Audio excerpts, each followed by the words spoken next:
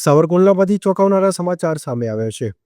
અમરેલી જિલ્લાના ભાજપના ઉપાધ્યક્ષ અને ઉદ્યોગપતિ સુરેશ પાનસુરિયાનો પુત્ર રવિ પાનસુરિયા વ્યાજખોરોના ત્રાસથી લાપતા થયો છે. મળતી માહિતી મુજબ 31 ડિસેમ્બરની રાત્રે રવિ પાનસુરિયાએ વ્યાજખોરોના ત્રાસનો ઉલ્લેખ કરતી સુસાઇડ નોટ લખી હતી. સાથે સોશિયલ મીડિયામાં વિડીયો બનાવી ઘરેથી મોબાઈલ લઈને નીકળી ગયો હતો, જે સીસીટીવીમાં કેદ થયો છે. પોલીસની અરજીમાં ગોધરા નીટકાંડના દીક્ષિત પટેલ સહિત 16 લોકો પાસેથી ₹11 કરોડ 25 લાખ રૂપિયાનું વ્યાજ લીધું હોવાનો ઉલ્લેખ છે, જ્યારે 4 કરોડ 90 લાખની મિલકત અને 3 કરોડ 38 લાખ આરટીજીએસ દ્વારા ચૂકવ્યા બાદ પણ પઠાણી ઉઘરાણીનો ત્રાસ ચાલુ હોવાનો આક્ષેપ થયો છે. વ્યાજખોરોની ઉઘરાણીનો ઓડિયો પણ વાયરલ થયો છે. રવિ પાનસુરિયા લાપતા થતા પરિવાર ચિંતામાં છે અને પોલીસની શોધખોળ માટે કવાયત હાથ ધરી છે. Bureau report TV7 live news, Savarkundla. અને પપ્પા હું થાકી ગયો છું. આ લોકોને બધાને વ્યાજ દઈ દઈને 11 કરોડ રૂપિયા 10.5 11 કરોડ રૂપિયા વ્યાજ આપી દીધું, છતાં કે આ રીતે આ લોકો ટોર્ચર કરે છે.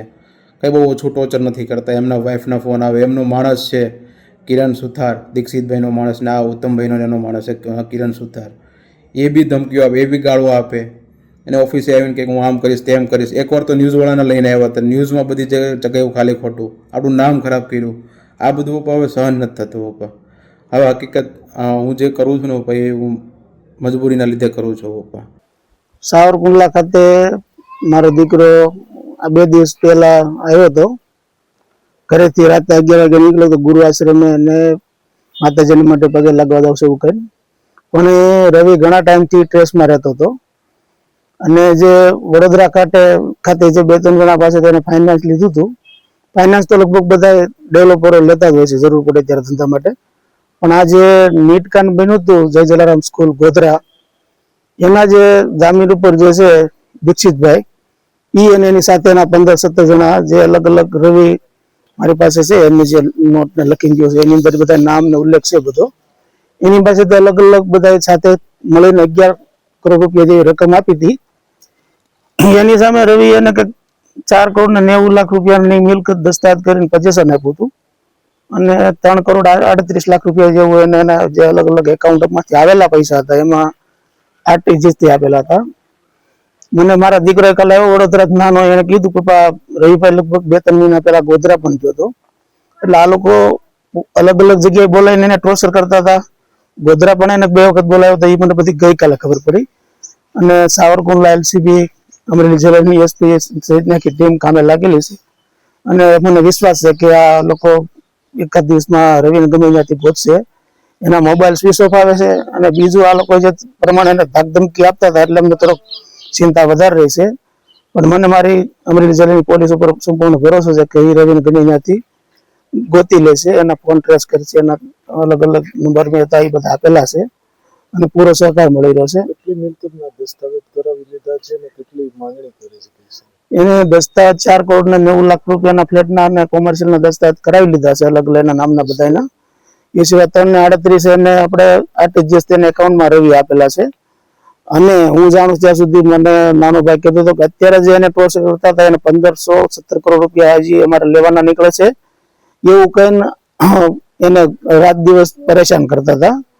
અને એમાં ઘણો મેં 1-2 વખત પૂછ્યું બેટા મેં આવું કઈ હોય તો મને કે ના પપ્પા કે બધું ચાલે છે. જયારે સાબરમતી જેલની અંદર નીટકોન વાળા જે ભાઈ દીક્ષિતભાઈ હતા જયારે લોકઅપમાં CBI-માં, ત્યારે પણ રવિને અહીંયા બોલાવ્યો હતો. સાબરમતી જેલની અંદરથી પણ વિડીયો કોલના માધ્યમથી રવિ પાસે પઠાણ ઉઘરાણી કરતા હતા. જયારે લોકઅપમાં હતા ત્યારે એના વાઈફ, એનો દીકરો પણ ઓફિસે આવીને અલગ અલગ ટોર્ચર કરીને વ્યાજની માંગણી કરતા હતા. એ ઘરનું ગોલ્ડ અમને પૂછા કાંઈ અમારી જાણબાર બી ગોલ્ડ લોન કરીને એને અલગ અનેક વખત વ્યાજ આપેલું છે ને એ બધું અમારી પાસે વિડીયો ઓડિયો બધા બહુ વ્યવસ્થિત પ્રૂફ છે. અને એ ઓડિયો બી મેં સાહેબને આજે સંભળાવ્યો હતો એસપી સાહેબને, ત્યારે એમને ખબર પડી કે ખરેખર આખી ઘટના ગંભીર છે અને વ્યાજનું જ છે. અને આ લોકો એટલા બધા આના સિવાયના પીડિત છે કે કદાચ જો બાનાખત આ બધી જે મેટર છે બહાર આવશે તો આના પીડિત વડોદરા શહેરની અંદર ગણાય છે. અને 11 કરોડ આપ્યાની સામે લગભગ 70 કરોડના 70-75 મિલકતના એને બાનાખત કરાવી લીધા હતા. એટલે આ જે રવિ જયારે આવે ને ત્યારે અમને પાકી પ્રોપર ખબર પડે. અમારે અત્યારે એક જ છે કે પહેલા અમારા દીકરાને ગમે ત્યાંથી આ લોકો હાજર કરે. અમે રાત દિવસ અત્યારે બધા અલગ અલગ સ્થાનો ઉપર બધી ગોતીએ છીએ.